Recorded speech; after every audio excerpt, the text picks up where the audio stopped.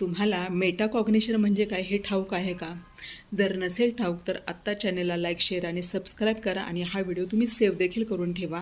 कारण मेटाकॉग्निशन ही मानसशास्त्रातील अत्यंत महत्त्वाची अशी टर्म आहे. तर बघा, मेटाकॉग्निशन म्हणजे काय? तर आपणच आपल्या विचारांकडे एक निरीक्षक म्हणून बघायचं. म्हणजे कसं होतं बघा, अनेक वेळा आपण एखाद्या गोष्टीवर सतत विचार करत राहतो. पण मी हा विचार का करतोय? या विचारातून मला फायदा होणार आहे की तोटा होणार आहे? याचा कसलाही विचार न करता सतत विचार करत राहतो. आणि या सतत विचार करण्याच्या समस्येतून जर बाहेर पडायचं असेल तर मेटाकॉग्निटिव्ह स्किल आपल्याला मदत करतं. म्हणजे कसं बघा, तर स्वतःच्या विचारांकडे बघायचं आणि मग स्वतःचं निरीक्षक बनायचं आणि मग दिवसातून थोडा वेळ लक्ष द्यायचं की मी हा अतिविचार करतोय का? या विचारातून माझा काही फायदा आहे का? या विचारातून माझा काही तोटा आहे का? आणि हा विचार खरंच माझ्या कामाचा आहे की बिनकामाचा आहे?